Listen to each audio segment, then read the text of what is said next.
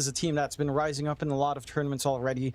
Ever since switching regions, trying to sort out the roster, it's been on an upward trajectory, right? Like, it's been looking good. They've been placing really nice. They managed to get themselves into some tournaments by invite now, by pure points. So the journey is there, and it's down to OG, who, to be fair, you know, they've also shown a lot of improvement. They had a deep run in qualifiers, not getting the result they'd want in the end, but still further than I think most people would say. Most pessimists would look at this stack and like, all right, it's not going to go too far. They managed to go the distance.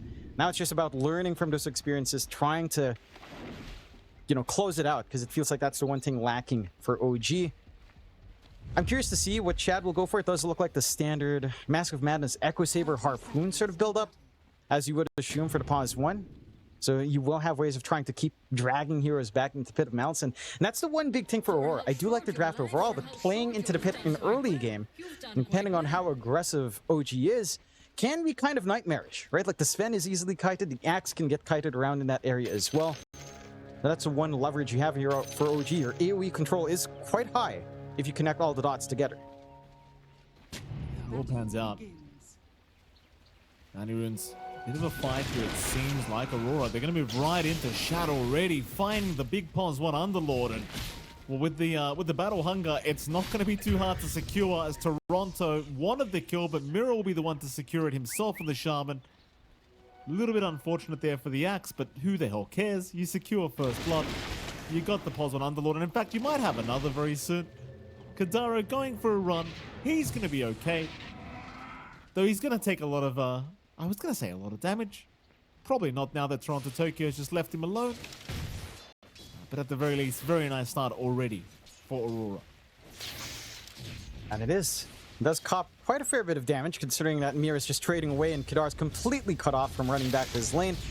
The 1v1 lane here for the Axes. Not too bad. Shad should be feeling fine as well. There's interesting back and forth with the percent-based burn. Of course, doesn't feel great for the Axe to have to play into Firestorm. So you do need the backing of future Kira to try to make that uncomfy, but this is so smart from Mira. I mean, he's got the chicken fingers, man. You can't run past him. He's actually forced Kadaro to TP to the T1 because he just would not leave him alone. Kadaro had to wait for the chicken fingers to be expended so he could TP back to the T1 and help Shad out. Shad's been alone for like 3 waves now, but it'll be okay. In the meantime, of course, we were staring at mid lane quite a lot. It is a bit of an even affair right now, and chances are that times shouldn't be overly tough for Stormer. Obviously, you do have the advantages Kiyotaka, but it can be a bit of an outplay kind of matchup between this tiny Storm. So I dare say that Stormer certainly has the opportunity to outplay Kiyotaka here, though it won't be that easy. Certainly won't be. You're kind of waiting for this bottle to get delivered out from Kiyotaka a little bit slower than you'd want it to be on the Storm, as you did get all the bounties lined up for the side of OG. And that is leaving a little bit of a vulnerability there for Kiyotaka. But the bottle comes in. It's going to be safe. Good timing into the 2-minute mark as well, so he'll get fully topped up with a refill. Not too bad. And just have to see if he can start to drag this lane his way, as you are getting a lot more play from Stormer. Again, having those initial bounties for that quicker bottle is amounting to a better lane. Still taking Gander up top. Nightfall in this lane on the Sven should be feeling fine. Melee matchup into Dawnbreaker can be threatening. You can't underestimate tag team plus rundown with Starbreaker into Shards eventually, once you've got the levels on Daze. So there is that huge aggressive potential for Mixa. But this is still a Sven. It's really tanky. He does dip into the early point in Warcry. Just have some armor to play into all of that physical output that can threaten. And overall, if it just boils down to a farm lane for Nightfall, you're happy enough. This is what Sven wants. He wants an easy ride to Power Treads. He just wants to get to the Mask of Madness, hit jungle. Doesn't really care too much if there's a kill or not in this lane. And this is a hero that you can afford to leave for as Panto as well, if you see the opportunity. Very nice toss back mid lane. Daze saw it immediately, going right into the TP. That they do have Panto coming in as well, but it's going to be Kiyotaka surely going down, and he does. Daze still manning up here. Looks like Panto trying to wave him goodbye, but it's the other way around. Panto not going to be happy, as he will drop to boot. OG, what a fantastic start from the mid lane. Stormer just taking advantage of a little bit of an overstep there from Kiyotaka. And again, just the late response is out. You're not able to drag Mira in. He's playing poke down bot. You get the teleportation out from Panto, but it's not enough. Even with the Soothing Sapling Sprout, it's not a lot of heal early on, especially at level 1. So you start to miss out in Kiyotaka. Stormstormer, even though again the CS might not be the healthiest, just finding that kill, those 2 kills, the extra EXP you get into your 6, you're gonna feel great. Still has rune control as well. So you're always going 1-for-1 on Walker runes, which is not ideal for the Storm to start to get that lead. And that is a good launching point for OG. Mind you, the other lanes are still quite fine for Aurora. We've been taking a look down bot. Toronto Tokyo is still finding that farm. A lot of damage here on Nightfall, and they've got him. The Tusk Dawnbreaker combination. Very, very potent. It's Daze immediately handing over the tip here to Nightfall. You've done quite well. And there's not much you can really do once you're caught out by the shards. And again, this is a combination if we saw all the way back to, I want to say, when TSM was around, when Saberlight was on it. We were quite shocked when it came in, but that combination still works the same way. Nightfall had the right idea to go for the early point Warcry. It's just not enough. And there's really not much Panto can do except try to cut them off with the dual melees. They do have quelling, so at least get through the Sprout. There's not much threat there. Nightfall just once again turn this into a farming lane. OG will have to look for that. Daze, look at this. I mean, the aggression here from Daze. 5 minutes in, he's already been involved in 4 kills here on this task. 100% kill participation, and I mean, quite frankly, John Daze, he's just winning out every lane for them. Both side lanes just getting ahead now for OG. Even mid lane, the rotation to Kiyotaka prior to the level 6 mark might pan out as well. We've seen this one before, this time from the other way. Well, TP and Panther once again are trying to keep him alive, but a very nice snowball back in onto the Storm. Kiyotaka down. They even brought Toronto here. But the Shards block is going to be out. A Shad will find Mirror meanwhile. And I'll tell you what, Jonathan, this task, unbelievable heavy lifting here from Daze. And it is. Like I don't think you necessarily expect this kind of movement from a support nowadays. But he's working that map well. It's down to how tanky your lanes are, right? Like you've got a Dawnbreaker that can stand solo to a Sven because there's no threat until level 6 from the Sven. So you can afford to leave that lane. There's not as much pressure from the Aurora supports either, right? Like we were talking about just the changes to NP. The threat of teleportation doesn't feel as big in terms of damage. So again, there's no real threat to kill off any of these lanes when you leave it as Tusk. And you start to find all of these openings, right? You've got 6 kills, 6-1. Shad's having an amazing time free farming. You've got a very big slowdown for Toronto Tokyo. At the least he has his Vanguard. Well, again, mid lane, they're going to try for Stormstormer, but Daze is here. Daze is here. Once again, a save for Daze. I'll try to turn on him instead, but Mira now going to be slightly cautious. The Solar Guardian going to fly through. And they will find another from Stormstormer. And you don't even need to tell me whose fault that was, Jonathan. Daze wants this task. He's everywhere. And he is. And again, the response is quick. Really good use from that Solar Guardian. Mixa has time to still secure the Shrine of Wisdom, or are not set up to contest that. I have to say, this is just really clean from the side of OG. And we were talking about this. This team recently heartbroken for the road to TI. They managed to rally through. We heard from that talk with Kidaro, just what the team kind of does to recover from that heartbreak, and they just come out stronger. This is a team that does well in those circumstances, and certainly showing up. 7-1, 2K lead lining up. This Underlord is just too free-farmed. Mask of Madness timing is going to be sick. Into the Echo Saber, you can't underestimate how much damage Underlord does in the early points of the game. Nightfall. Double again, Nightfall. Not going to have too much help coming in. They're trying to keep him alive, but Nightfall taken down thanks to Shad. Mira not getting out either by the looks of it, as Mixa will take that one. OG, so far a very dominant start to this game one, as they are just unrelenting with the amount of pressure towards Aurora, who look like they just can't believe it. They're not ready. Again, with the supports you have, it's just hard to see how you look for that rotation in. No core is ready to play. Maybe with God's Strength, Nightfall could try to look for some punishment, and they will drag the numbers. It's a very good read though here, John. Like, you find a Jakiro, but It's a 4-hero rotation for this. Surely they'll find a second mixer. Chase down, but the Sprout blocks their way. They're still trying. Here comes the cavalry. Watch out for Daze. Watch out for Daze by that bridge. Watch out for the bridge. Oh no. Even Daze, like, are you okay? You can't fight on the bridge against a Tusk. No. You really can't. I mean, again, Aurora just have that pressure to try to play fast. I think at this point, you just recognize this is the timing for OG after this laning start. Like, you can't play into how tanky all of their cores are, into how much control their supports have as well. You just need to sit back and get that farm for yourself. As again, we see that Very replay. desperate. It's just not the spot to play. You Very don't have desperate play. any mana on Kiyotaka either. No, it's so desperate, this kind of rotation attempt. Like, it's because they committed 4 heroes there, John, but they only got to support Jakiro. So they needed to go for more, but you give up more. And now look at this. Panto's in trouble. Chase is on. Shadow say thank you very much. I did need a bit more fun. Takes a dominating spree and see you later.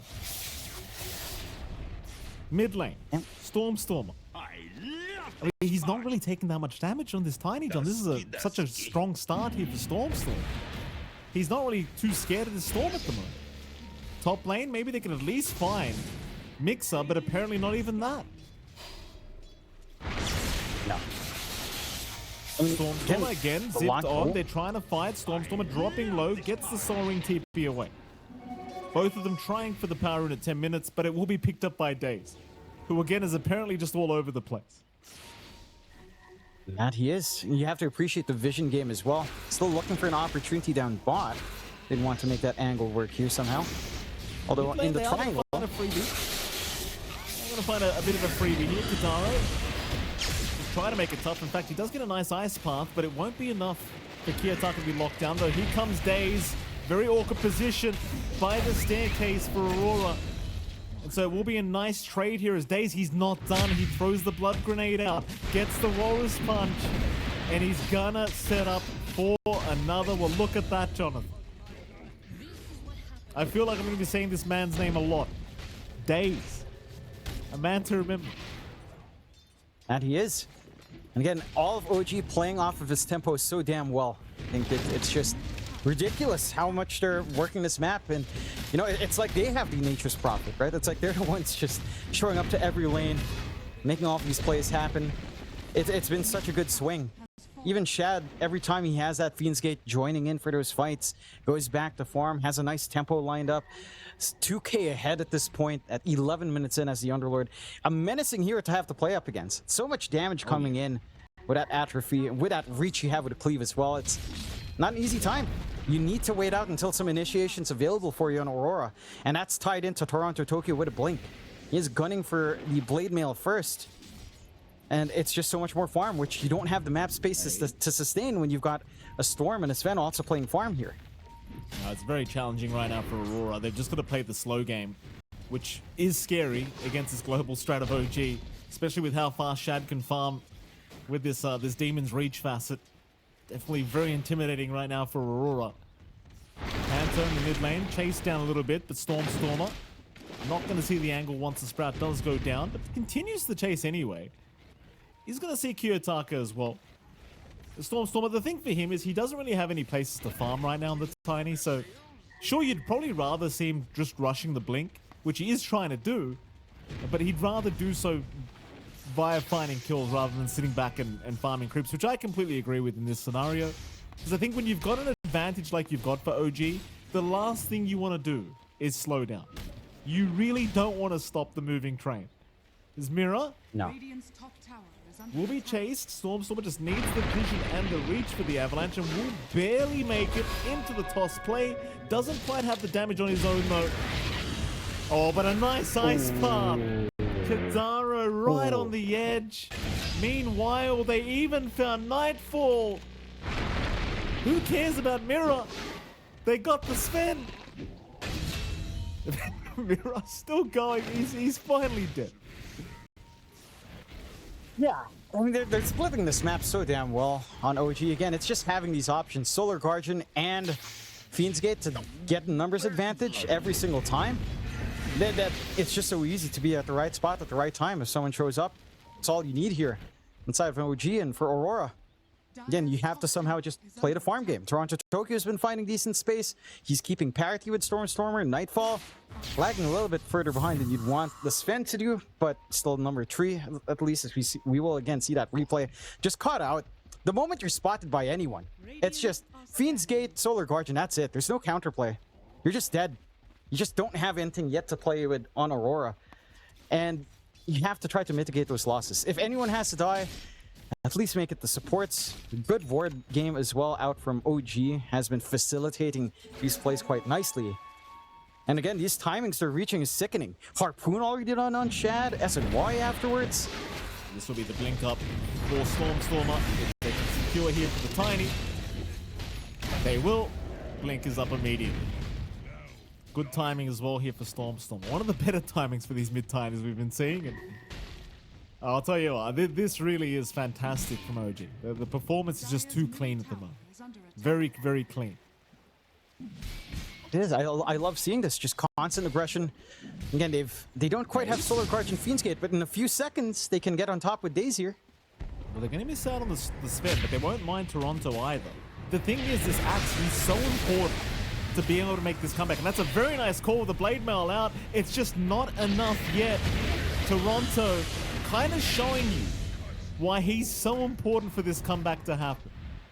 So it's a very nice kill nonetheless, even if you miss out on the Sven.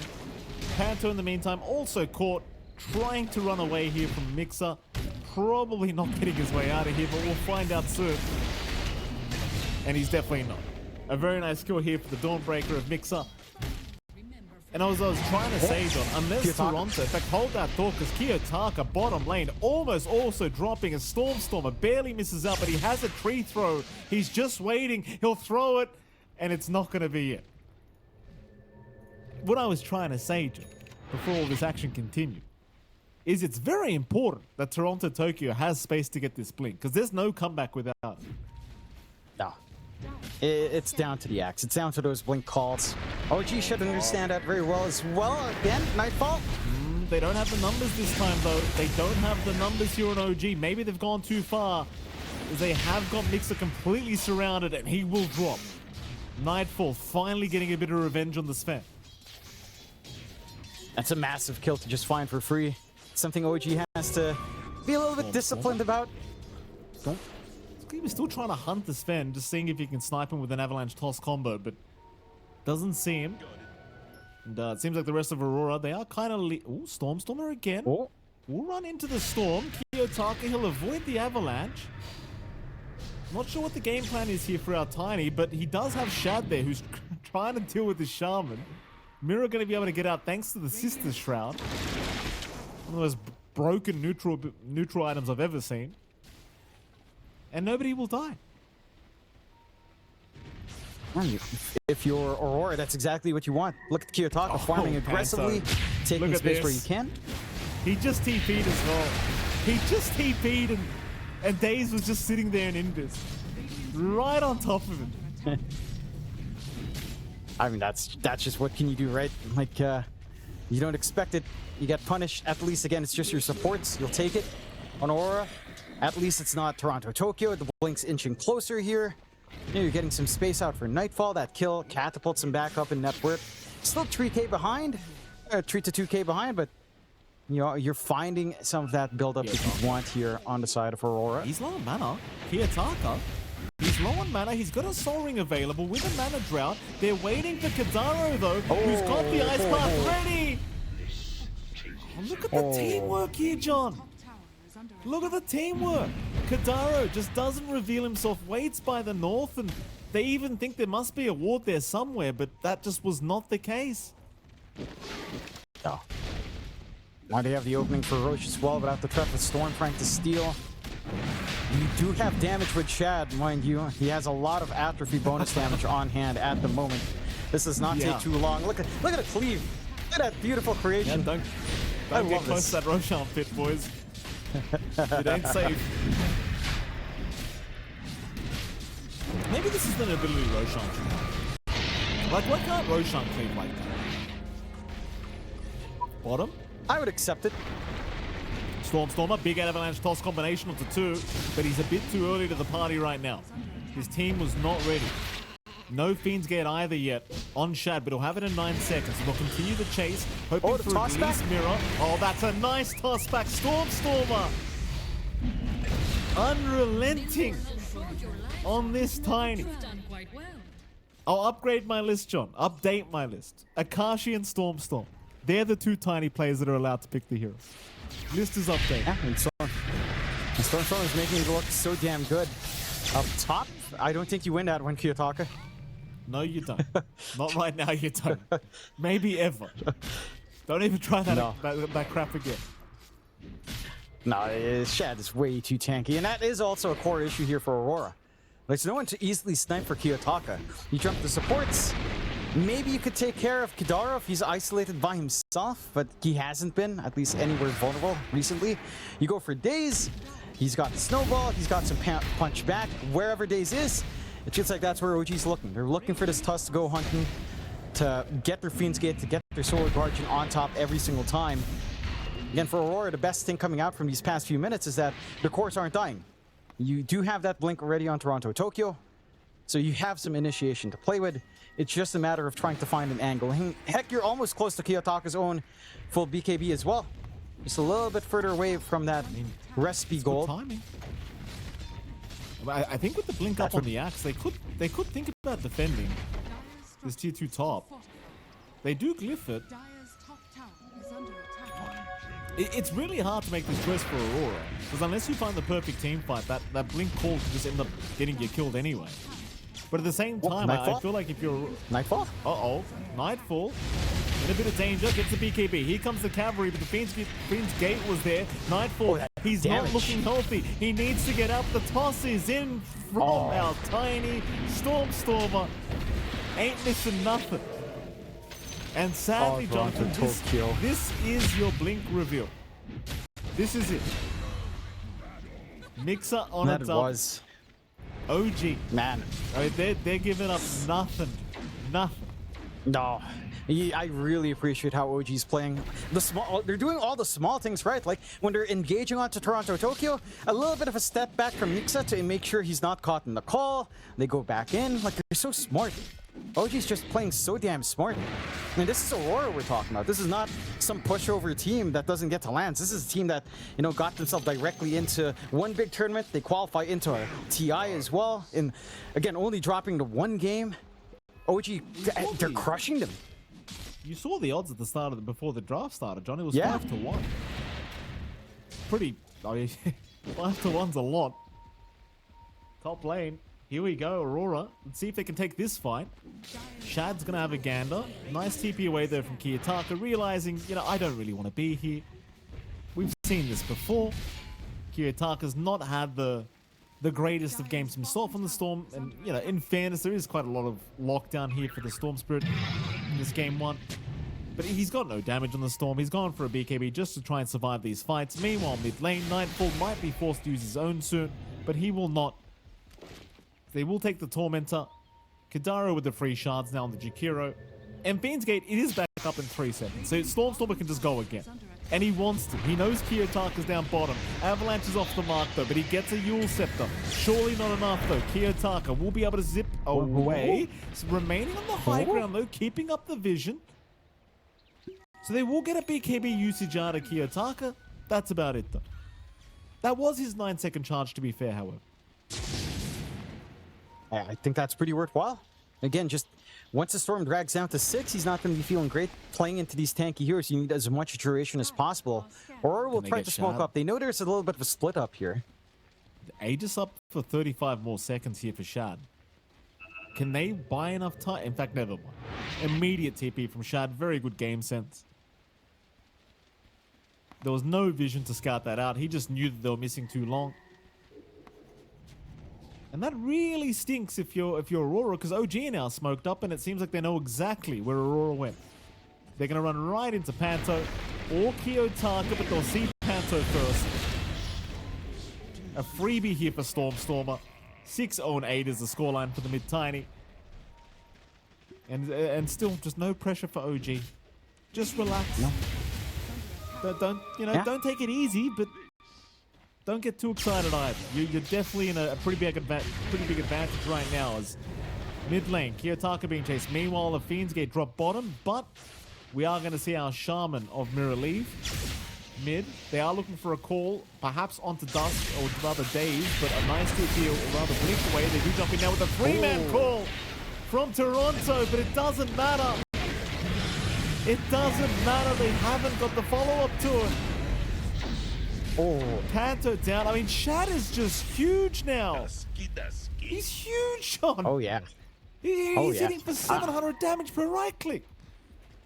Yeah, I love this. I love this Underlord +1 we've been seeing. I feel like not enough teams utilize it, but when you get a good game for it, holy hell does it seem like the most busted concept on hand.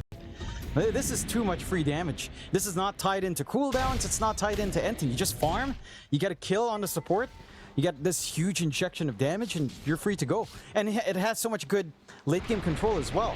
Right, the AC's coming out for Shad next. If there's room for an Ags, good lord, you're not safe anywhere. You're gonna have to pop these BKBs on Kiyotaka and Nightfall, because just a Pit of Malice on top with a gate movement, yeah, you're ruined if you don't preempt that. So it's concerning for Aurora. The blink timing from Toronto Tokyo hasn't done much yet. He's forced to try to wait out a BKB.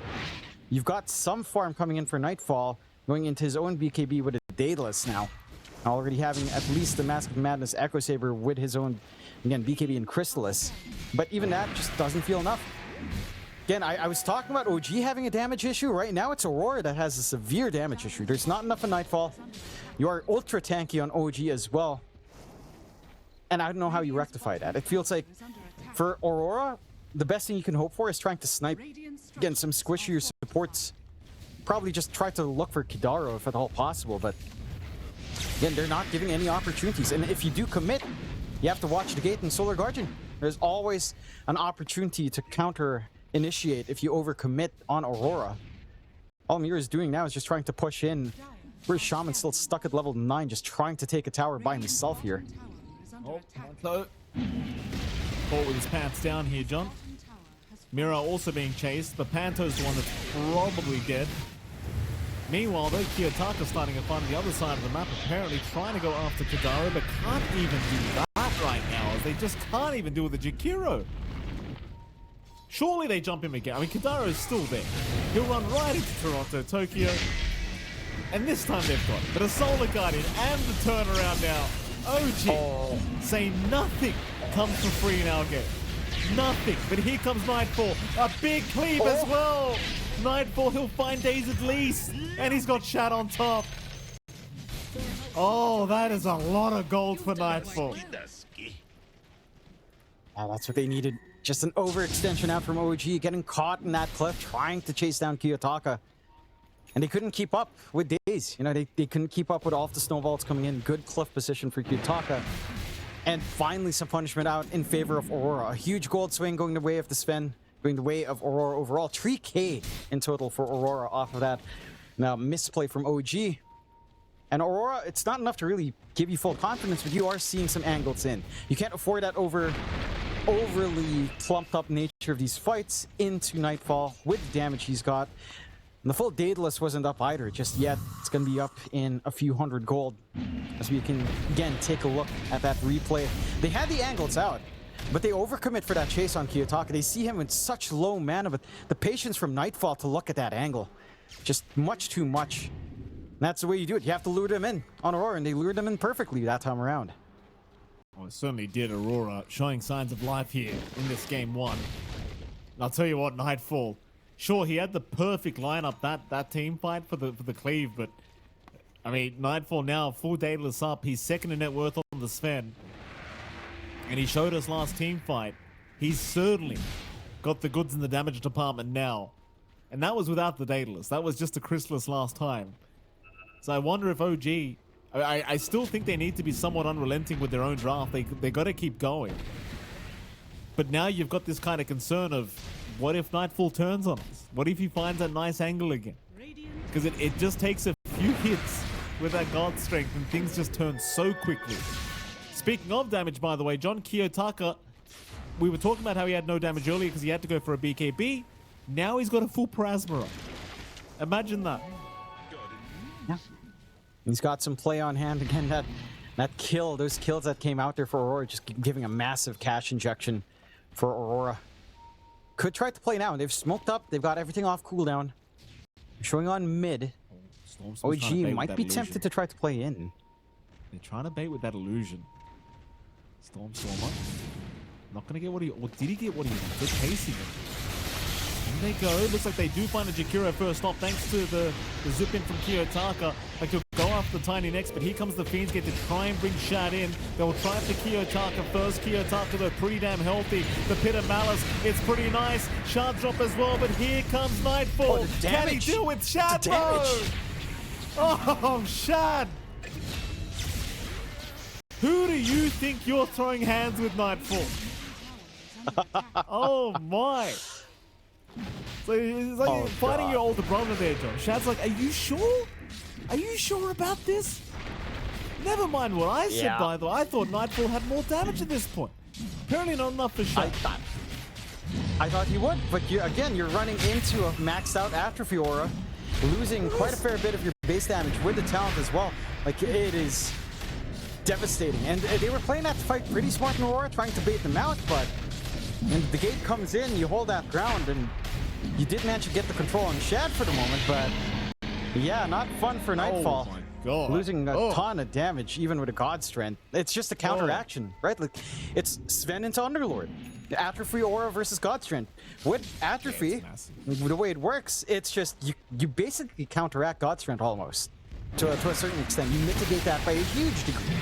So it's not as much damage as you'd want, and this time you didn't have the lineup for Nightfall to get control. No, I mean, it's a 40% damage reduction, and it's all base damage with the spell. It's just so rough. So rough for the poor man. Well, Nightfall going to work towards the Satanic now, but OG, I mean, I thought after that one bad team fight, maybe Aurora were going to show us a big comeback here in this game one, but not yet. We haven't seen many big calls either, I want to say, from Toronto. Like, he's finally got his BKB up on the axe. We did see a couple nice two-man calls. But I want to say every fight we have seen recently, it has been pretty challenging for Toronto because, again, you're against an Underlord. Pit of Malice is every axe's kind of bane. And he just has not been able to get within range. Maybe even just the Jakiro DPS proving to be a little bit too much for him to get that blink off his bottom. Another freebie here, Stormer, he's going to find Panther. And Nightfall's got to be careful down bottom because they're all coming.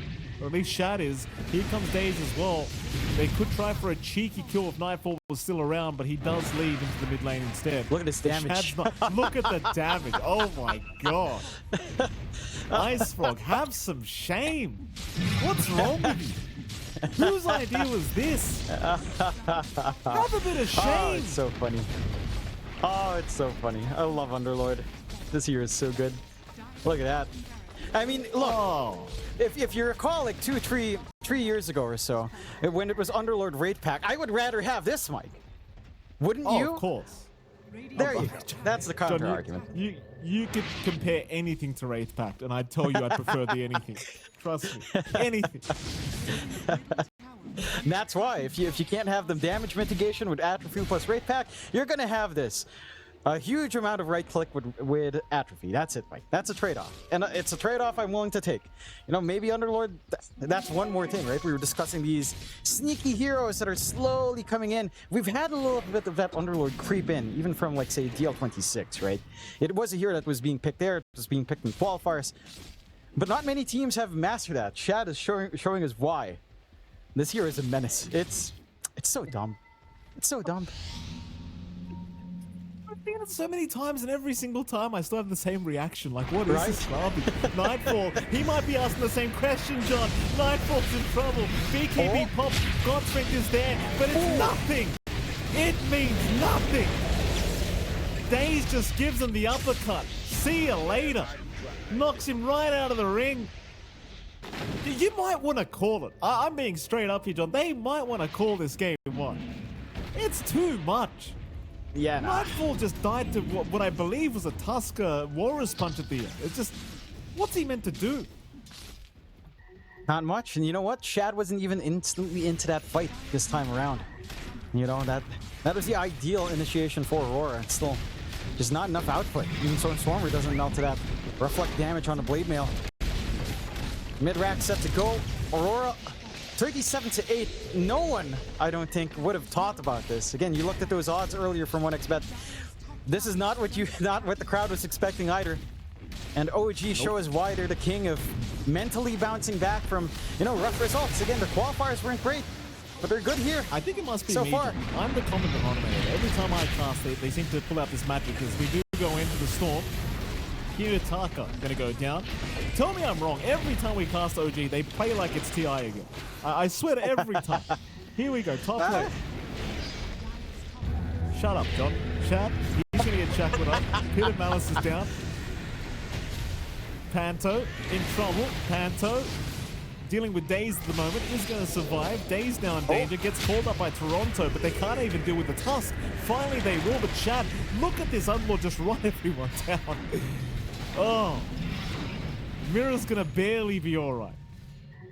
They've got Mega Creeps in cover. Call out again from Toronto. Means nothing. They should at least have, surely they have Kadaro. Mira.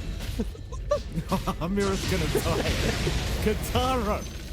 Alright. Nightfall will jump in with God Strength and get a ton. But he's got no God Strength now.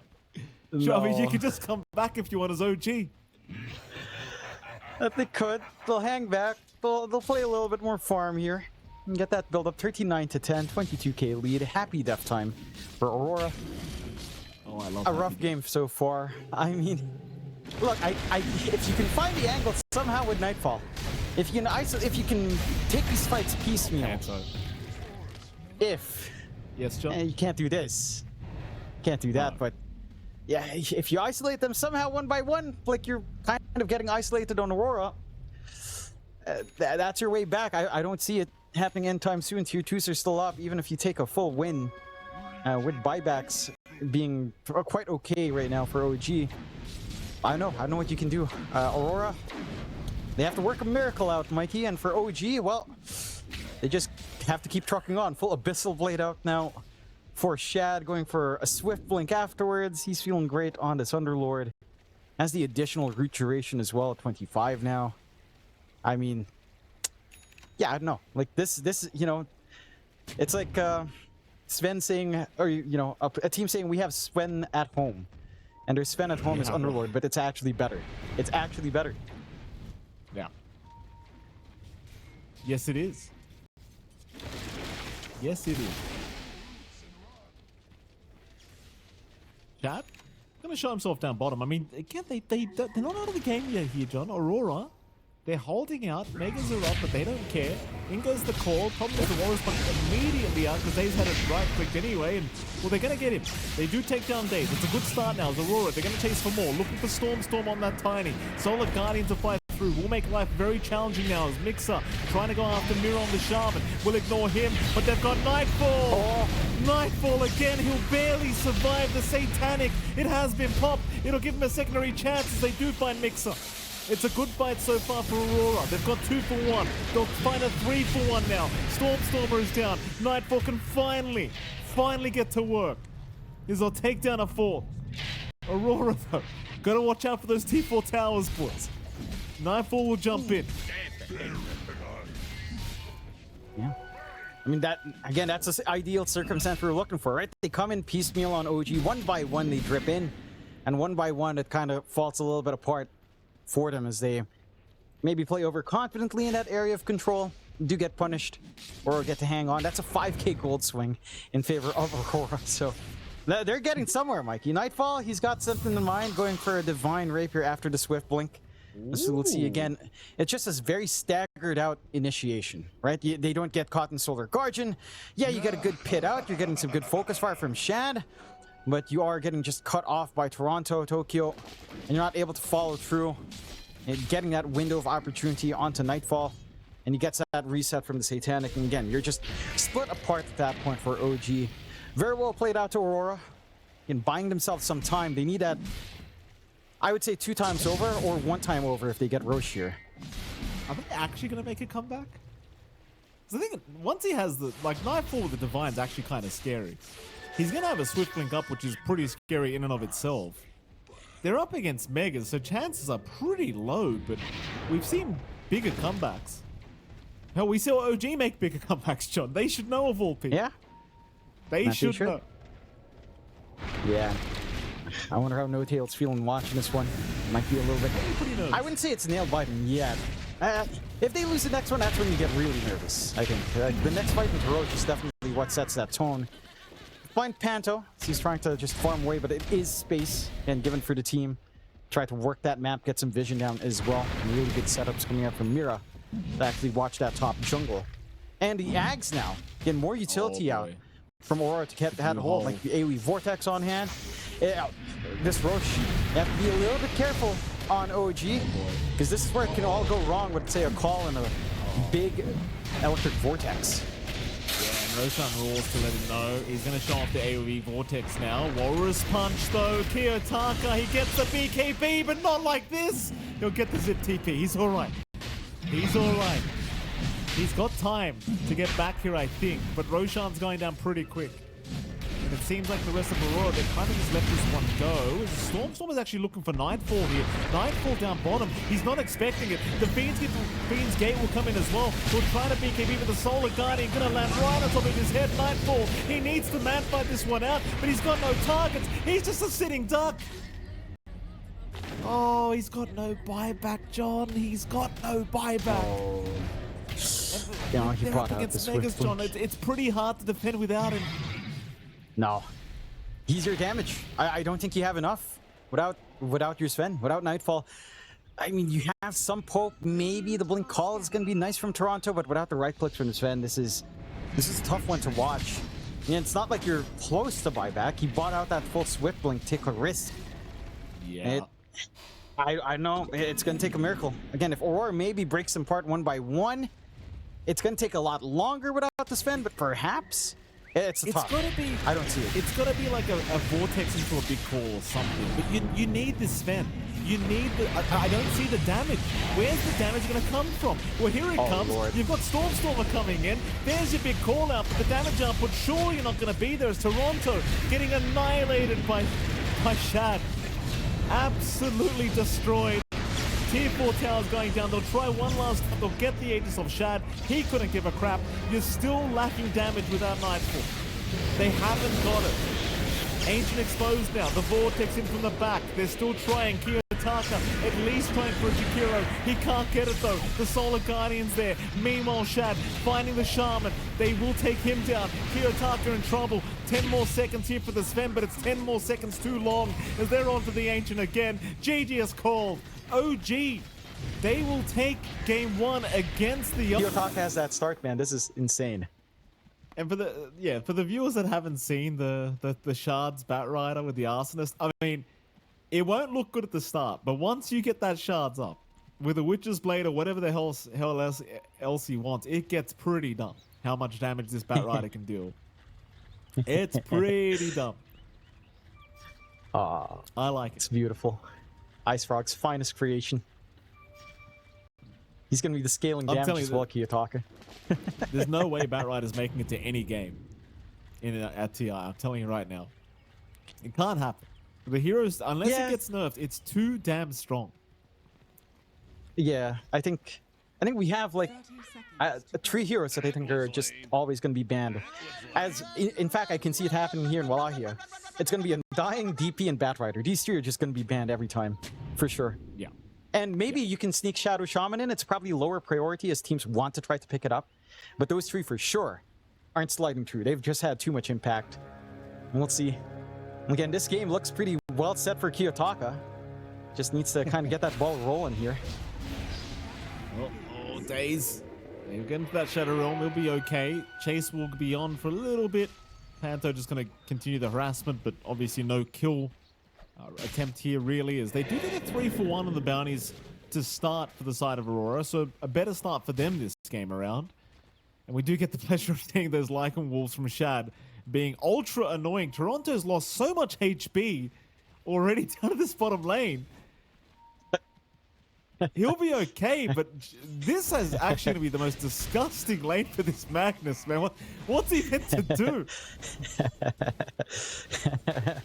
Not much. Maybe try to, just soak some EXP. There's not much that Oh my God, he's so annoying. Mira can really do as well. Yeah, no. He's so annoying. Oh my God. Yep. Send And it's just the level 1 wolves as well, right? Like, it's not even like level 2, level 3. When you get to level 5 wolves, that's where things are interesting. And then with that hightail up, with a hamstring and hightail into 6, like, that's when things really get annoying, even for the cores. So, gonna start to bounce out later on. We're seeing a little bit of a struggle for Mira Mixa dead? up top. Mira might just be dead though. Barely survives. One uphill miss there on the double attack. Still trying, but has to give up this time around. I know we keep talking about the bottom lane, but it's just, this is such an atrocious lane for Aurora, this bottom. I'd be very surprised if Toronto comes out, farmed up on this map. Yeah, I think at least for Toronto Tokyo, he did go for Eternal Empowerment, so he's going to be able to farm that jungle quite fast. And to be fair, I think his bot lane is going a lot better than, say, the top lane is for Mixa. In comparison, that Timbersaw lane is just not fun right now at all for Mixa. There's a lot of magic damage that comes in. The Nether Blast spam is annoying. You can't really deal with that as a Tim at any point in the game. You can't really threaten onto the Abaddon early as well. Stormer, he's going to survive. Bottom, Kadaro in danger. They find first blood here. Mira able to secure a massive pick-off down bottom lane, and that's huge, John, because that lane, it felt like it was going to be just the most depressing lane for Aurora, but they still managed to find first blood anyway.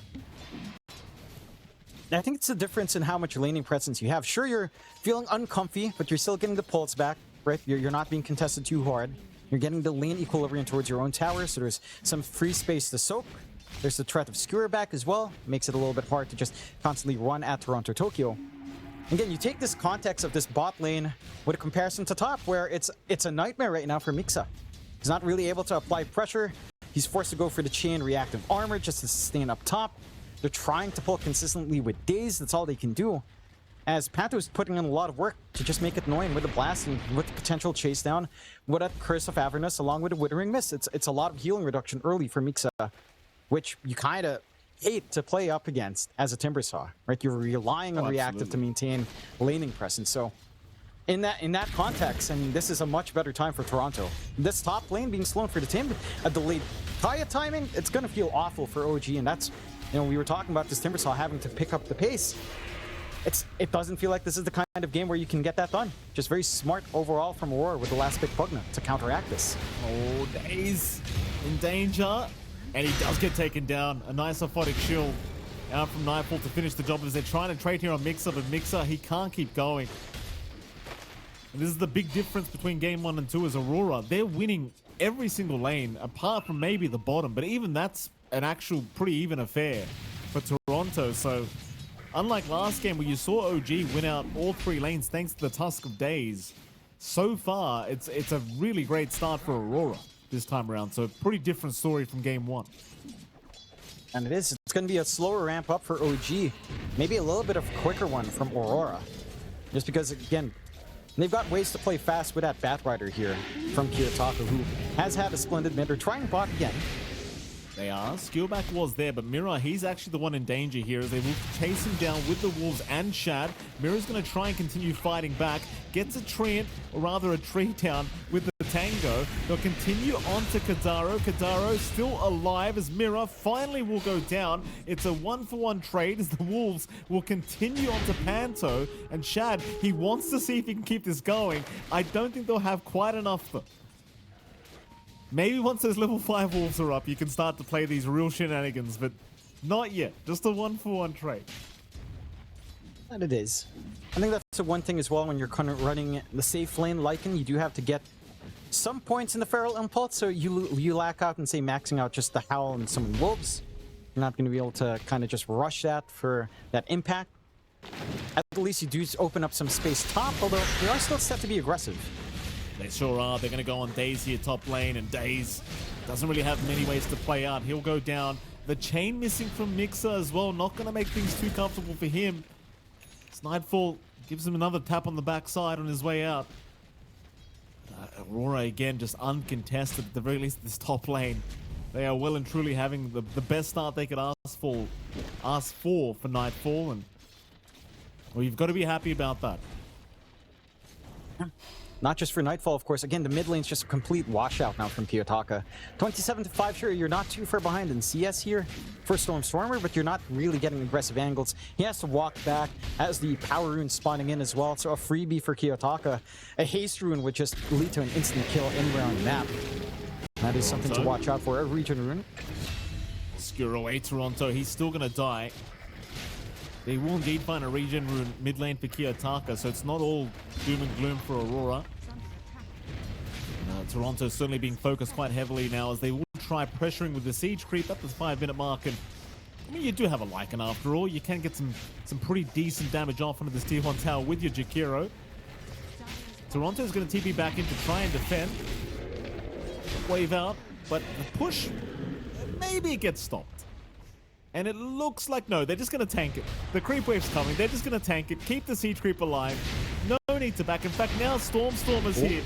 They're going to find Panto. Thank you for the Decrepify, he says. This Panto, of course, will go down. Days to pick up that kill. And the tier 1 bottom tower is indeed gone. Even the Shrine of Wisdom, they'll take. Mixer. Top lane, though.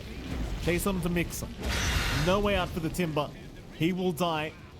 And that'll allow Aurora to take the opposing Shrine of Wisdom. Yeah, I mean, you're doing a fantastic job on OG to take map space early, but you are really sacking Mix's lane. Like this Timsaw, again, his timings are all thrown off. Still stuck level 4, matching like the enemy supports now on Aurora, who are actually slightly ahead, as Mira's about to hit 5 with a Shrine take. And it's gonna be rough. A lot of this game has to be on the back of Stormer and some early levels from Shab. Again, we were talking about the potential of the Alpha Wolves. Once you hit level 4, level 5 Wolves, things do start to get interesting. That's gonna have to be the one to buy you time. They're gonna try for Kiyotaka. Kiyotaka, though, looks like he wants to be the aggressor here. He does have Lasso available after all, and he's got that Arsonist as they are gonna pause. A little bit awkward. Looks like Shad maybe having a few lag issues here. He'll give the go ahead. So Kiyotaka probably going to second guess trying to go for a lasso here. Doesn't have the flame break to knock back anyone either, so probably not worth his time or risk. They will retreat, but 8-minute power rune. Does he get lucky? He does. Shield rune for the bat rune. Yeah, big difference compared to what we were seeing from OG last time for Stormer having that early rune control. Not quite there for a Tiny. Heck, not even a bottle out. Just going for the soul ring. Mid lane. Big forward. Again for Kiyotaka, who's being so aggressive still on this bat. Trying to find an angle for that initial lasso. And it's classic Bat Rider play. You just want to get an easy kill with this lasso opportunity. They do at least find Kadaro, though Kadaro going to get a dual breath before he dies. Meanwhile, Shad does actually TP in.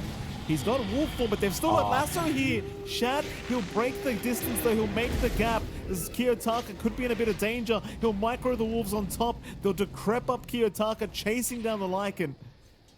Shad really playing on edge.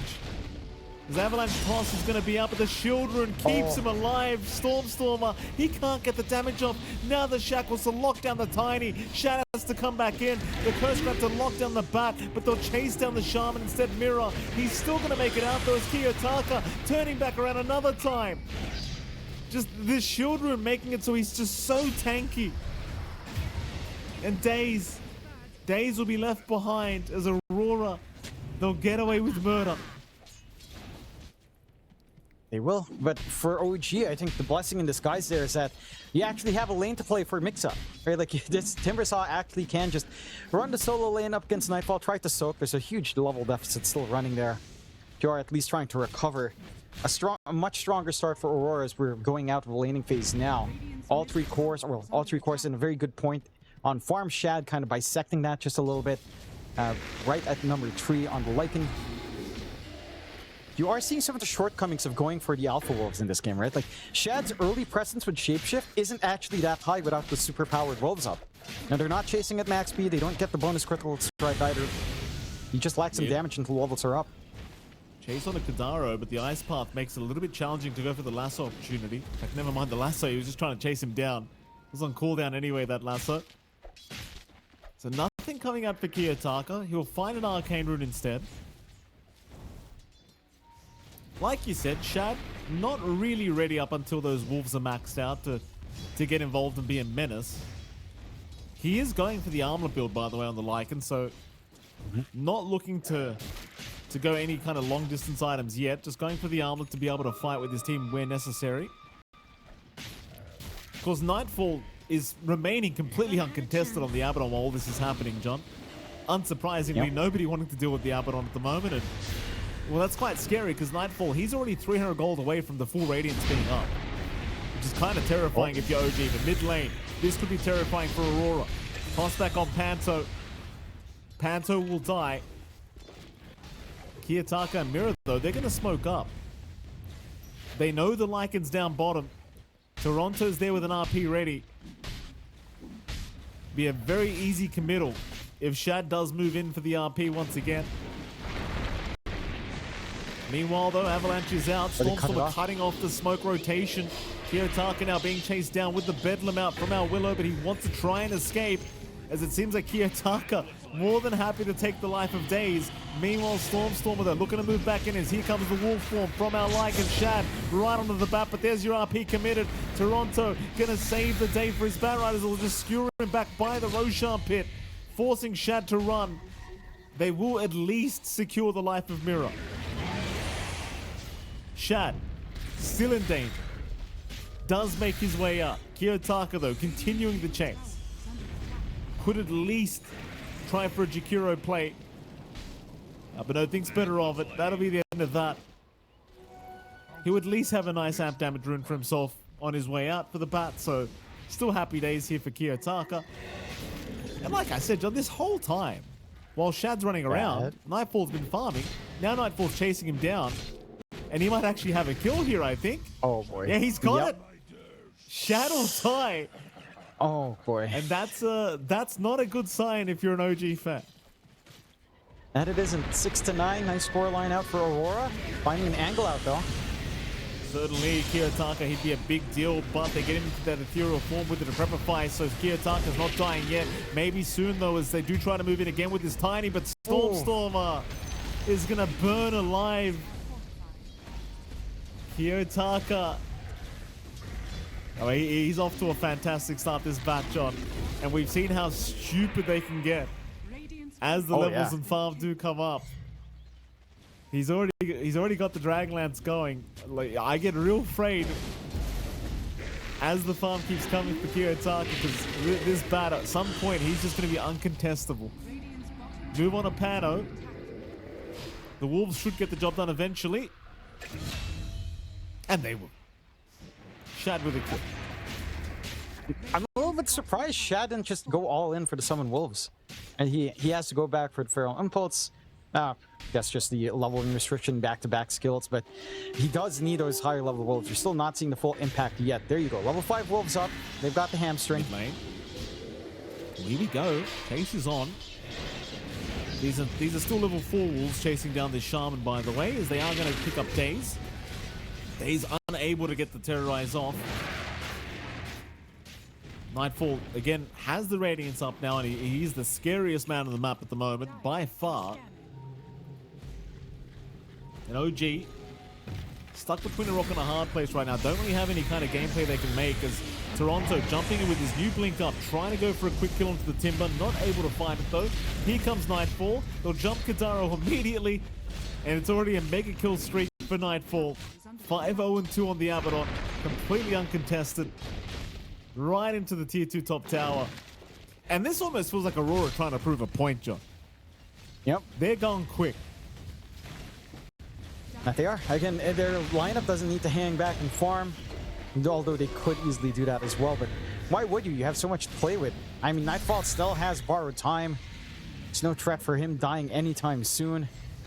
The Wolves, if they run into Nightfall, the Radiance Burn, and mitigate some of that chase down play as well that Chad wants to do. Shad, speaking of. We'll go for the quick TP out with the Dark Billow. Daze, though, will die. Meanwhile, Shad! Oh, Kiyotaka, I mean, I'm telling you, This Batrider, dude, I'm telling you, this hero, people don't understand just how broken this hero is yet. Yeah. And he hasn't even got the shards yet, John. It hasn't even started. No. He doesn't need it yet, you know, until he gets some extra attack speed to go past the 20 cap. That's when it gets really dumb. But sieging is going to be really dumb once you have that, of course. And it's just set to get worse. 7 to 15. OG, again, I don't think we fully caught that in camps, but Shad literally died to just right clicks and a flame break. And just a Firefly, but no lasso needed. Just good old right click trade from Batrider. Not a fun game for Shad. And maybe a little bit of regret, because again, with the Alpha Wolves in this game, it takes a little bit of time for you to get aggressive. It is impactful, but you're seeing some issues trying to chase Pugna. Yeah, maybe they can find the bat. This will be a big one. Kiyotaka in danger, but the Aphotic Shield, no, it's not enough. Nightfall, though, he's going to try and trade. Chase down on the Stormer. He does get the Tiny at the very least. Terrorize not making it quite in time to save. But it's a much better trade. Well, I say it's a better trade. Mixer also died, which kind of makes it a little bit less good. But the Batrider, it was worth a lot of money. So you'd probably be pretty happy with that as OG. Maybe not so much because you lost your Timber across the map while it was happening. Not so happy. Happy enough, I'd say. But you need more on the side of OG. Again, the impact of her Timber Saw is not even there. Mixa doesn't even have the full Kaya up. It's been a rough game for the Timb. Overall, like, he's hanging right above Daze's farm in terms of net worth. Like, that's how bad it is for Stormer and Mixa. They're barely above the net worth of the supports right now. So you only really have Shad. It feels like he's in a comfy spot as they're keeping up that aggression. Yeah, there goes one. Here comes the second. Kiyotaka with a very easy double. Meanwhile, Nightfall is getting chased down on the Abba. He still has borrowed time though, and he's easily going to pop it off, but they do get the Yule Scepter off to make it a little bit hard for him to regen as he will continue to run, but here comes the RP. Toronto's in. He's got a couple. They're still trying for Nightfall, but it's too late. Triple kill for Kiyotaka. Oh, the TP Shad. He's okay. They didn't have the spells to throw out. No skewer for Toronto, but now he has. Chase on for Stormer. They've got another one. Stormer, don't even try. Not even close. No. And, you know, I don't want to be that anti-hype guy, John. But Aurora, they are well and truly in control of this game. And as a Lycan enjoyer, John, I can tell you, this feels like an impossible Lycan game now. That it does. I will say, I think it's just difficult to see how well Shad can start to hunt down these heroes with the maxed out wolves. I think that's a concern, right? Because the map is not in your favor. You're being pushed back extremely hard. You didn't manage to get presence out from your Tim. I think that's also a big hurting point. Mixa just had no game. You need, if you're running the safe lane Lycan, or even just, you know, this Alpha Wolf Lycan, you need to have one lane in your control. They haven't really found that. They found bot tier 1, but it's not really an area you hunt in.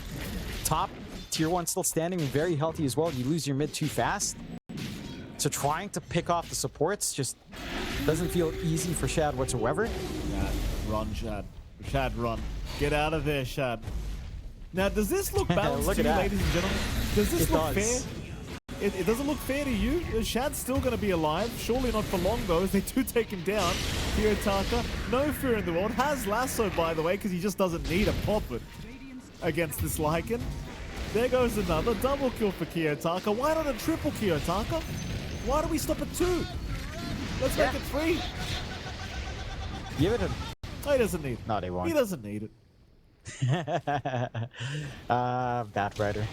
You know, the first time we saw this, Mikey, I was harping on about that arsonist, and now everyone's doing it. It's sick. It's great. This is what you get from the pubs into the pro games. This is the nightmare that you have to ban out every single time. Very funny. The funny thing is, I mean, if you're playing against it, if you're playing it, it's a dream. It's a free game almost. Well, nightmare before the shards drop. Now the shards are coming. I mean, if that was a nightmare before, what's this now? Where are we at now, John? Where have we entered? I know, it's a place that you wouldn't want to enter, for sure. The infinite stacks and the napalm, the sieges that come in. Towers don't last too long to this hero. It's That's beautiful. my favorite part. It's beautiful. That's my favorite part of it all. Is that the towers, like watching the towers get sticky and A-pump and just melt. That's my favorite part of the whole thing. That and Roshan. It's so funny. Oh, it's so funny. I swear you could probably solo Roche as well with a smoke. Get some initial stacks up, and when smoke breaks, right click it. Look, he's got the You know? he's got the searing signet with the unleashed as well. Yep. On the Bat Rider. How great's that, Josh? The How beautiful. amazing. Oh yeah, the beautiful damage. Oh, here we Lasso go. out. Look at that. Yeah. And Perfection. dazed, confused and dazed, if I do say so myself. What a hero. What a hero. Yeah. Perfect neutral item for it as well. I mean, you know what? We may as well just go back to the Fade Grenade, John. Take me back to Yeah, Fade exactly. Grenade, Bat Rider. Just take me Yeah, back. bring it back. That is so dumb. Mixa, look at this. Look at Tanky this. Tiramisu. Not Look at so. this. Not so. Tanky. What are you talking about, John? Chase on a Kiyotaka now. Shad, you got to be a little bit careful here, sir. Shad, he's just going to run the other way. He knows better. These bats aren't safe, John. No. I mean, again, the wolves do good damage. It's just you have no way of really utilizing them in Shad. He's just going full right-click Lycan.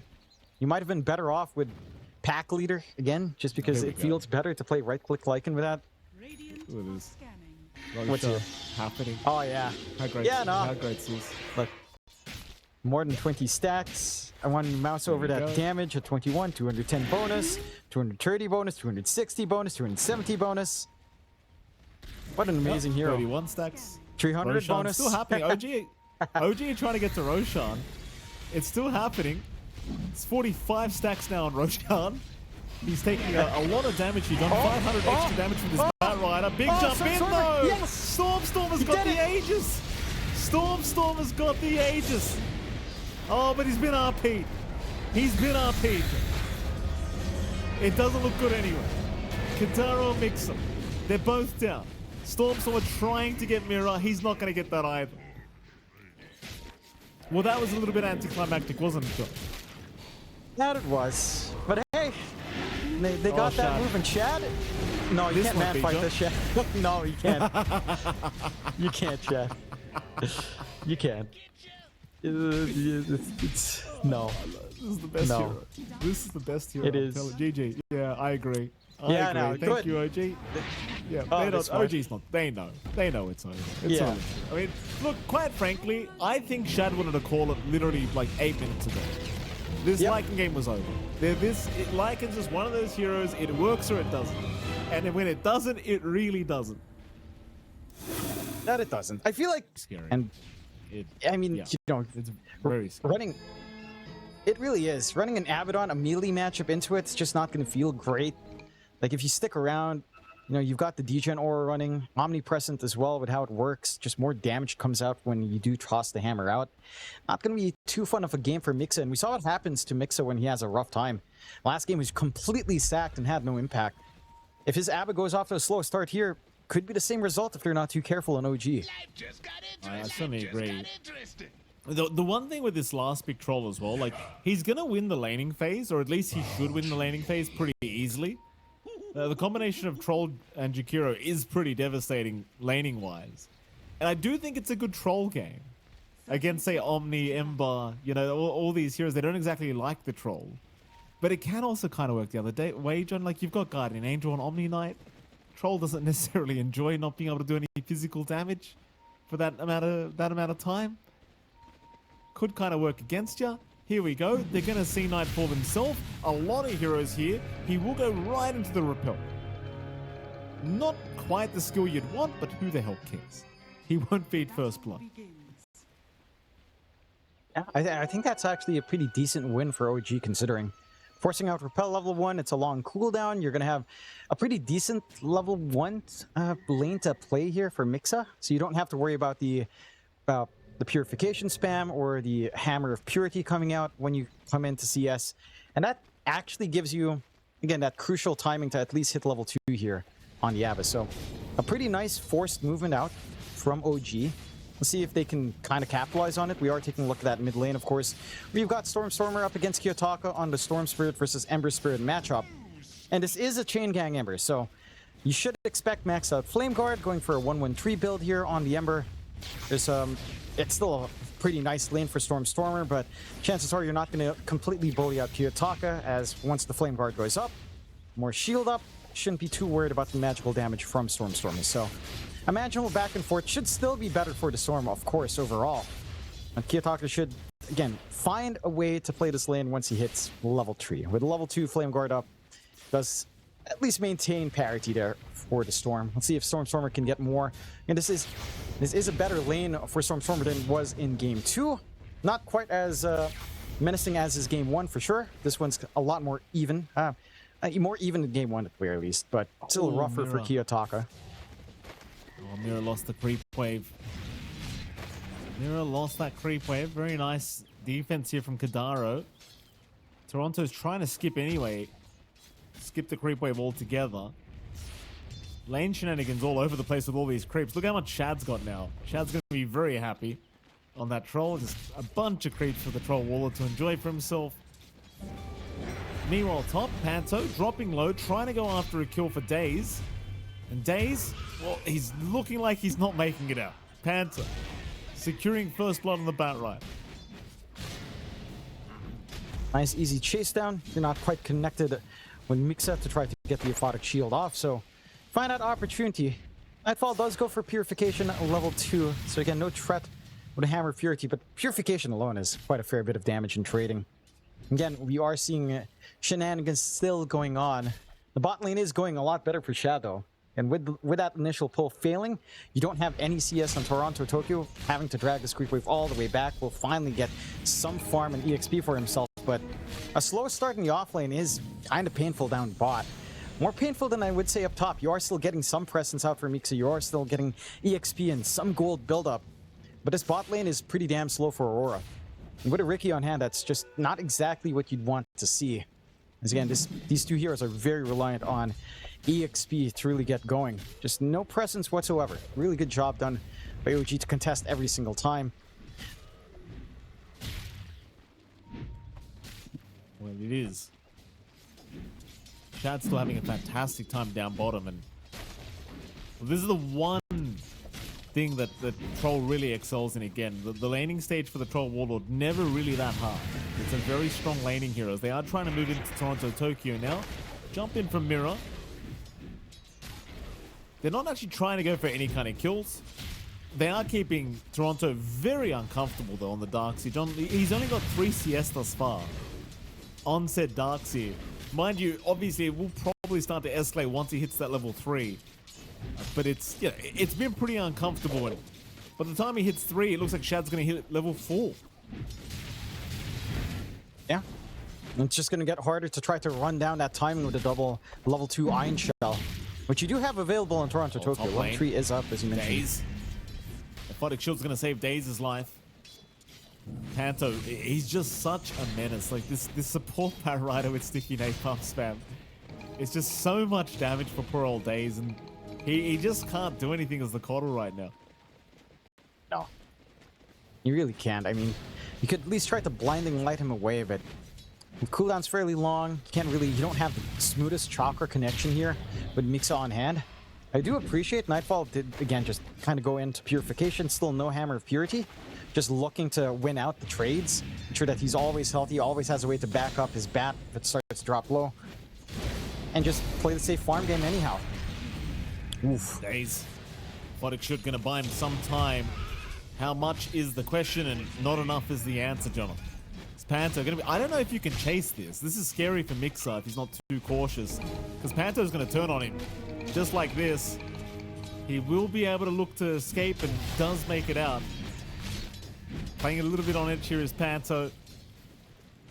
At least for your Keeper of the Light's sake, like Daze is going to come in full HP, full mana. So, you know, he's got another chance here at life, Jonathan, on this Keeper of the Light, but chances are the laning stage is not going to feel that much better for him as time does go on. No, it's kind of a struggle for both the offlanes. Again, it's maybe a little bit slower for Toronto Tokyo in comparison, still sitting at 7-2 in terms of CS. The mid has drawn a little bit more even. Stormer does have that slight advantage as you'd expect on the Storm. But Kiyotaka does actually go for a 0-2 tree build, so still emphasizing the slight along with that Flame Guard. No early chains, which means the level 6 impact is not as maybe ridiculous without the added presence of the chain gang. It's still going to have that decent enough level spike up. You already have the 6 on Stormer. But again, you don't have the connections really lining up. Only Kidaro kind of working his way onto mid to look for those power runes. See whether or not they get lucky. Good rune here can kind of open up the mid, as we've seen time and time again. Oh, Kiyotaka's going to get lucky for himself. A regen rune on the Ember. He really enjoyed that as Stormer, but he's not going to have the opportunity. Thankfully, he's got a Coddle, so Chakra Magic almost just as good. Top lane, they'll try again onto the Abba. Chase does continue. Mixer, he's still okay though. Zip in. Stormer. Gonna try and get something going for his team, but he's out of mana. Chakra Magic will be applied, but he's out of mana again. Nightfall though, he's also out of mana, but that doesn't matter, John, because he just runs away. Bit of an awkward rotation now from Storm. Yeah. Doesn't have too much left in the tank. At least has the Chakra to kind of try to run back in. Miss out on an opportunity. It is kind of awkward to make that movement top. Maybe he's trying to relieve some of that pressure on the Abba, for sure. And it feels like the kill opportunities are better bought, right? Like, again, with how slow the game has been for Toronto Tokyo and for Mira, you have a better shot at trying to pin up that Darkseer, get that kill, get some early Galvanized stack. So, a bit of a missed opportunity overall. I will say Shad as well. He is still going back for the Battle Fury, so kind of fitting that trend we saw with the Troll last time, where it was Battle Fury along with Ags, which is fine if you get that timing right. You will farm like a maniac. You will still have the Dispels on hand. I just worry whether or not it's fast enough, considering movement top. Oh, top lane. Mixer being chased again. No level 6 yet here for Mixer. He'll be forced to TP away, but they've got plenty of damage. Nightfall will secure the kill with the Purification, and Panto, of course, says, guys, you want more? The answer is going to be no. They don't want to dive tier 1 towers. They don't want to create openings here for rotations. Mid lane, Storm also being chased down here by Kiyotaka, who apparently is having a great old time on the Ember. And this is where that previous rotation from Storm may come to cost him, because Kiyotaka sounds from the top of the net worth board. Storm going to find himself an amp damage, which is very nice for the Storm, but he's out of mana now. He needs a way out of this scenario. He will pop the Soul Ring. And that'll be enough. Kiyotaka also in danger, has 1 charges if he needs to. He'll hold on. It looks like he's probably going to be okay. They will commit the dual breath. Not enough though for Kiyotaka. He is okay. Not able to find the openings here on the side of OG for some punishment. Still sitting 0-3. The best lane they've had. Again, this is free time for Shaddown bot. And again, this investment control will pay off with the Battle Fury timing lined up the way it is. It's going to be relatively quick here for a Troll. But there is still recovery space happening here for Aurora. Toronto Tokyo still has the jungle that he's been playing in. You're getting some decent EXP out on Mira. So you are getting some points built up on your support Ricky. And your top lane still holding on fine. And Nightfall, no threat onto him. Doesn't even need Guardian Angel. Has the level 2 Hammer of Purity now if you step too close. And there's always a little bit of concern with all the pure damage that Omni Knight has to pump early on. So I'd say, again, a very strong early start for Aurora. For OG, it's a lot better than Game 2. And Mixa does have some build-up coming out. Going for the Blade Mail. Can't afford to go for the Greedier Radiance, considering, again, how slow his lane is. But at least we'll have some presence out this time around. My concern is just how much you're able to get out now for Kiyotaka. Because he does have the value point in the chains. He's got the remnants ready. He tosses one out. Gets big teamfight control. Big setup for, say, eventually a Vac Wall from Toronto Tokyo. With the smoke on top. I think it's a little bit of a nightmarish scenario for OG once those moving pieces come together. It's going to take a little bit more time. But certainly this game pace is playing into that timing for Aurora quite nicely. For OG, it's still about that build-up on Shad. And even then, it's like you say with Troll Mikey, he can push towers, he can siege, he can be a little bit of a threat, but for him to be a menace takes a little bit longer than that for sure. Dire's bottom tower is under attack. He's trying. I wonder how concerned Aurora are going to be about this Troll. Because he's just been free farming the whole game. Like, Shad's pretty close to the Battle Fury timing now. Definitely pretty fast. If I do say so myself, as they haven't really paid any attention to Shad this game. Mid lane, Kiyotaka gonna rotate. Trying to go after Daze. Not gonna get so lucky this time though, as Stormer does just move in.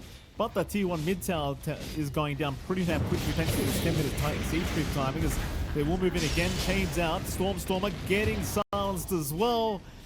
Oh, and that's another big pick off here as Aurora find a mid tier 1 and a mid Storm while they're here. Finding everything they can take. Mixa just a little bit slow on the TPN, couldn't quite come in. Tried to save with the aphotic shield just a little bit late. And Aurora are happy, taking control of the triangle, looking for a little bit more.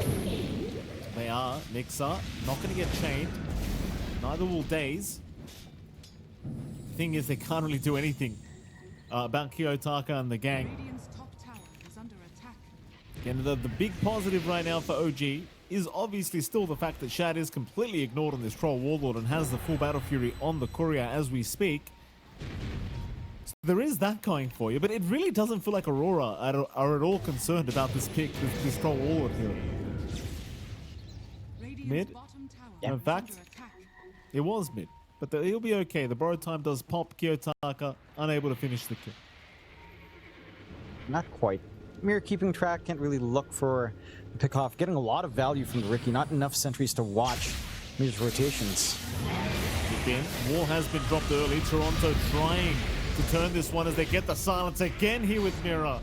Stormer will die another time. Mirror always lurking.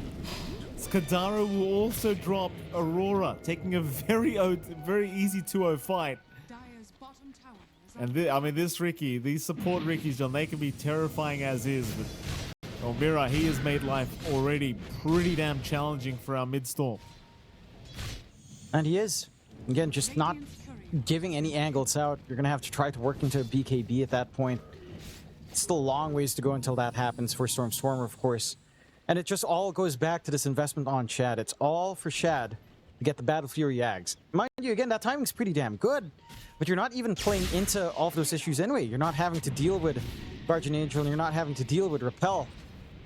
So, even if they come in, even without those tools, they're doing good on Aurora.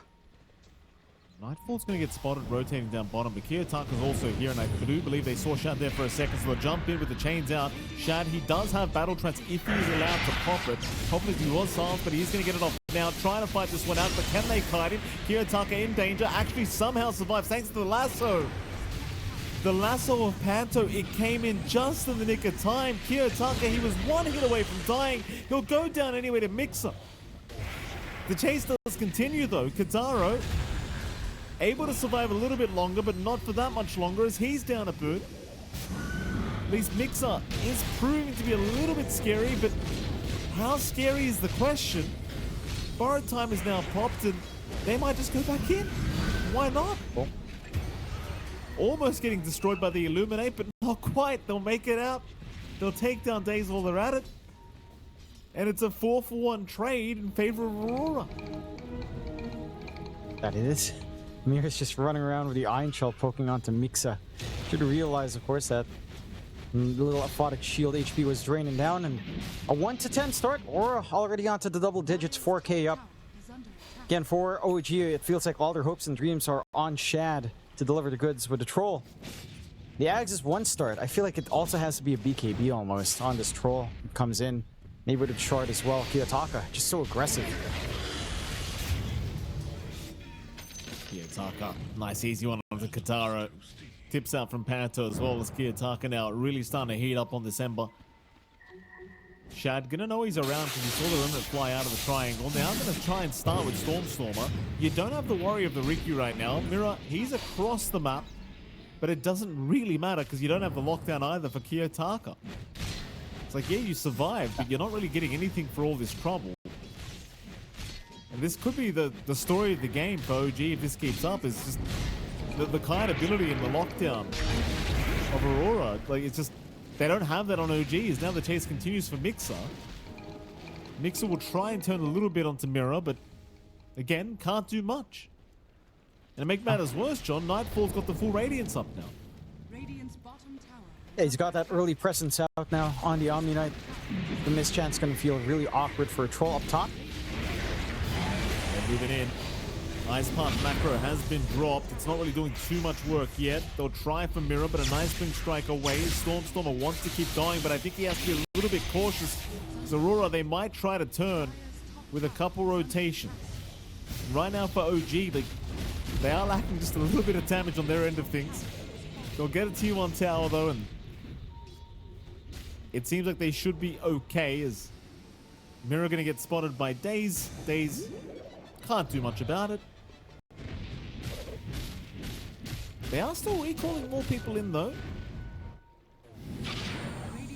In fact, Daze is going to our store.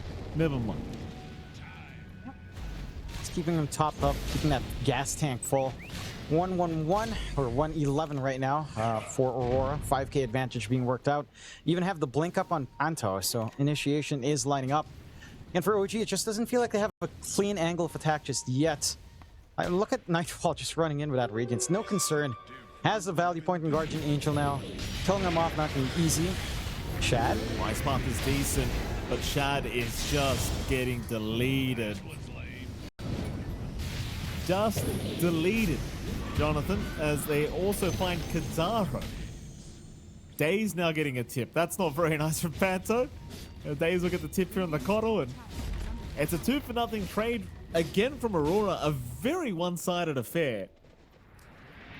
And this is kind of my issue with Troll, John. It's just, your top net worth from the map. Battle Fury was like 11 minutes into the game. It's all perfect, and it just doesn't matter because you're just going to get kited every time you go to a fight. And even with the Ags up, I still don't know if it matters, John, because you still have smokescreen on Mirror. It's not like the Ags is going to fix that. No, it certainly doesn't. You're going to need a BKB on top, and that again, that's just 4k more gold you have to wait for. And that's time and space Aurora is not giving you. They're just constantly on the aggressive. They've taken control of the triangle to clear out the camps. They've got good wards, really nice aggressive wards, right in front of the tier 2 as well to spot out smokes. OG, I'm not sure which way you go. And they're trying to go for the Radiance on Mixa. So Radiance to counteract a Radiance can be one way of thinking about things here. I just don't know if that's going to be enough at all. I don't feel like that's even a threat to the side of Aurora at this point. I think they're just looking to run in. Let me jump forward. Kidaro. Nice and easy. Not much he could do. Panto having a great old time on the support Bat Rider. This is why, again, I think this hero is completely busted, because it doesn't matter what facet you choose, John, it's still really damn good. It's still just broken no matter what you choose. And that it is. And the output in Stoke is just really damn high. It is. Mid lane is where we're headed, Jonathan. Shad is going to show himself. Mirror standing by, gets a Yule Scepter off onto Shad. Mirror's just... I feel like Mirror's just being the biggest troll in this Ricky. Speaking that, like, first the Iron Shells is following people down, now it's just Yule Scepters into nothing as they do finally go onto Kadaro. Kadaro, we've seen this one before, he's not making it out. Meanwhile, a lasso though, it's caught another. Daze also caught as Panto just waving him goodnight. 1-16, 9k advantage for Aurora. And currently no hope for OG in this game too. No. Excuse me, game 3. Not quite. I mean, you're going to have a BKB and Stormer at the least. There's going to be a lack of damage. Has to come in from Shad. Shad again is going for the Ags into a BKB. The Dispel's going to be good, but still need the BKB on top of that. And it's a ways off. It's going to be like a slow process in trying to hit these spikes. If you do manage to stall to that point though, there is some play. Once you have that double BKB plus the Ags on Troll, there is play that happens. It's just you need to wait 4,000 more gold on your Troll to get that play going. And I just don't know if you have that time. We're going now. Toronto, he's going to be the one caught out of the Darkseid, but he's actually pretty tanky with that pipe halberd up. He's not going to die that quickly. He really is not going to be dying that quickly. As OG now need to try and trade, I think, because here comes the cavalry looking for the big fight. They'll still try to jump mirror, but the tricks of the trade can allow them a way out. They will chase here with Mixer, but Mixer dropping low himself, gets the borrowed time. They'll jump Panto instead. Panto surely set to fall. Illuminate will connect, so he does go down to the back. A nice start for OG. But the fight continues now. Kiyotaka takes down Kadara. 1-for-1. Zip in from Stormer. But he's got no mana. He's gonna die. Can they get Kadara the surge away? Surely no, the purification. No! Oh no. No! Kadaro's out. Shad's in. Shad. Well, he's got Battle Trance, John. I don't know what that means exactly, but he's got it. Yeah. There it is in all its glory. Doing absolutely nothing. Yeah, I mean, look, that's as good of a start as you could have hoped for from OG. A little bit staggered out from Aurora. That's your Ags reveal out on Shad now as well, with a little bit of that Dispel's kicking in. There's really not enough. There's no follow-through. You still need the BKB. You need some protection here in these fights. You don't have that BKB in Stormer. And for Aurora, oh, you know what, Mikey? Oh, leave him alone, Kiyotaka. Leave him alone. It's the Flame Guard and Iron Show. He's just standing there and letting the Iron Show Flame Guard damage do the work. Yeah, that's the way to do it. Why not? He's even got the blink up to be extra mobile here in Kiyotaka, which is kind of insane on the Ember. A little bit of an unhinged build. But if it works, it works. You know, if you're ahead of enough. Yeah, why not? Zip around, be all over the place. Hard to catch out. Get a little bit of a pause out from Nightfall, I believe. Yes? It's like that time I bought Blink on Animage, Sean. Oh, yeah. No, I think the story used to have for that one. My cousin used to buy it on Anti-Mage mid. It's kind of stupid, but yeah, it actually worked. We won. That's amazing. Genius. It was like people 6.8. thought AM Diffusal Blade was stupid, John. Yeah. What happened to that? They did. That's legit. That's the way to play. I will say, I think this pause is a tactical one on Aurora. They're discussing how to hit the reverse 3-2-2. They're 2 kills away. Scoreboard's lining up for the meme. Okay. A little bit of a discussion out. As Nightfall says, Mike, no, they're discussing that. We get the go-ahead. They've painted their targets bright red. Just need to find 2 kills. 3-2-2. And not drop a death. 2-2-3 will come in. The reverse. Okay. No, the reversal is rare, John. It's a rare one. Bottom corner. Looks like we might... Just a few wards being placed by Kadara. I mean, they don't really have any gameplay right now, OG. It's all just the farm game at the moment, and hope you get somewhere eventually. I'm just trying to figure out some items that Shad can actually kind of abuse here on this Troll Warlord.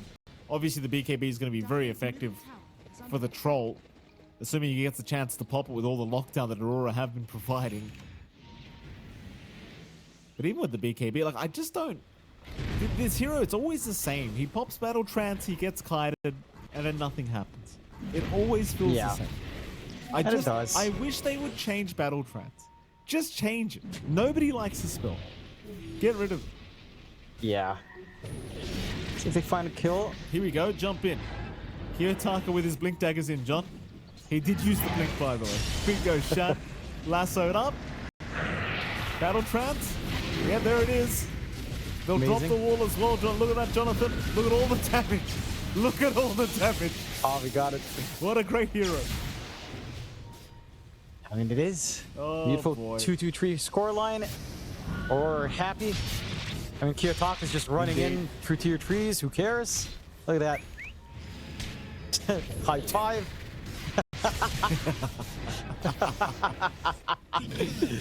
Oh, that's evil. Kiyotaka, stop. Stop. That's evil. Enough. Enough. Oh, he's so evil. You've already ruined my damn pubs with this blink dagger.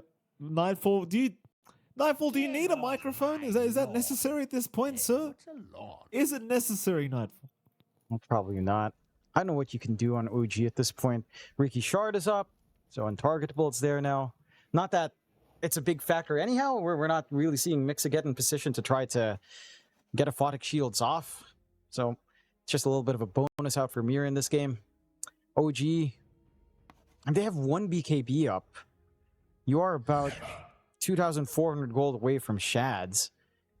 I just don't know if that's going to do anything. I mean, again, the idea with a troll, we've seen this troll into Omni before. It is sound, it's just...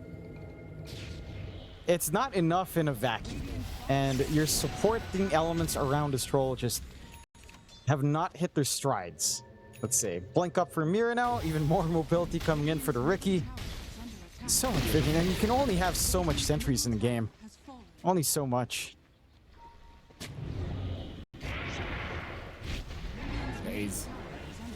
He's down. Toronto looking to block the way. Vacuum back down. Oh, there's the shards on Ricky. So happy days in case you want to save some teammates. Good luck with that.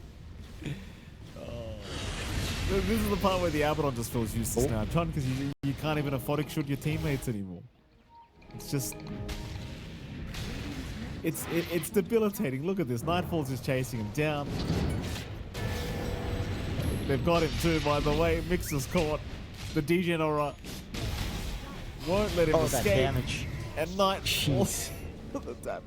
It's so stupid. So dumb, this Omni Knight carry. It's so much damage.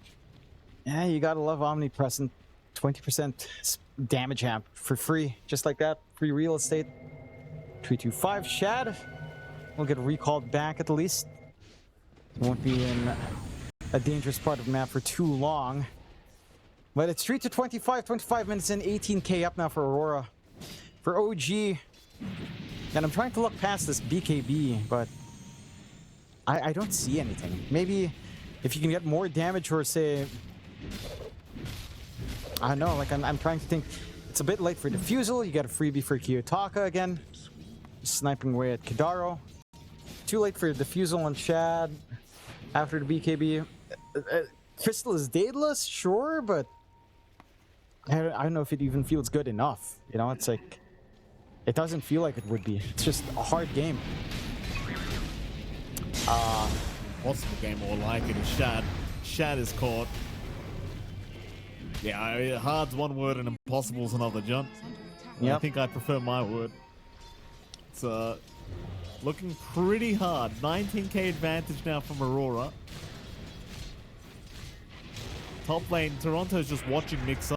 Here comes Mira to help out. They'll drop the wall, vacuum back. He's got Stormer to help out, but he's just zipped right into the smoke screen. BKB eventually forced. They'll continue to try to chase them down. Here comes Kiyotaka though, and that man is just terrifying. With an amp damage room. He's going to take down the Coddle very, very quickly. Daze is gone, and now they've got Stormer. You didn't see that coming. I wonder if you consider just calling this game as OG. Yeah. Radiant's I think... you know. Yeah, go on. I think you would. I think you would. You don't have relocation plays or, you know, like repositional plays that tend to be one of the best ways to come back in a fight. We're not seeing Aurora split off enough that you could get like enough pickoffs on supports. Did you start to claw your way back here? Like, look at the support difference. Panto and Mira are 8k gold, matching Mix's farm. Daze and Kadar are half of that on their own support matchups. Like this, that's how one-sided the game is going already for Aurora. And for OG, I mean, no, props to them to hold on. Probably just wait out the BKB, try to fight with that. Maybe your troll can start to hunt with the BKB battle trance play, perhaps. If it fails, or if you don't find anything, I think that's a sign. Aegis is gonna go the way of Aurora as well. Secondary life up for Kiyotaka. So it's do or die now for OG. Down to this Ags. Down to this BKB on Shad. Has to have that impact. It's got to do something. Kidaro's just not having a game, is he? No. Kidaro, 10th death of the game on the Jakiro. Nothing he can do, mind you, John. Nothing Kidaro can do. Just every time he's seen by Miro, they know it's a freebie. And, well, I think Aurora think this game 3 is a bit of a freebie, John, because it is well and truly just pure domination. There's your BKB up on Shad. That might be the item they've been looking for a last-ditch attempt at trying to salvage this game, because they're onto the high ground anyway. So this is your chance to try and show off that new BKB usage. But my problem still stands. You can pop everything. Nightfall's just going to use Guardian Angel, and then nothing happens. I mean, again, with the Ags, you could dispel. Perhaps that's her idea. It's tough, though. Okay. Here we go, he's going to try it. They're going to jump in straight away onto the Bat Rider, but everything's fine as the Guardian Angel is popped. Lasso out, Shad, he's going to be saved by the Aphotic Shield, still trying to move in, but there's no targets for him to aim, and his BKB's about to wear off. He's still got the Battle Trance to play with, though, but it's just so awkward. What's he meant to do? Chase is on. Kiyotaka is still just kiting in and out. They'll go after Days on the Keeper of Light, trying to find the easy support pick-offs. Flame Break from Panto. Now the Smoke Screen drops. Shad does eventually pop Battle Trance, but they just yules him up through it. He might at least find Mirror. They will take down Panto, but the Battle Trance is wearing off, and the game is also wearing off here for OG. They'll take him down. There goes Kadaro. It was a better fight. You know, the BKB made a difference. It was better. I don't blame Shad at all, John. I just think this troll pick is so bad. It's just so bad as a rampage from Nightfall. Not even the pick. I think it was a good draft, a good draft pick, John. I just think the hero's just so bad. Yeah, and this is most of the time when you see Troll, it is into that Omni Knight match.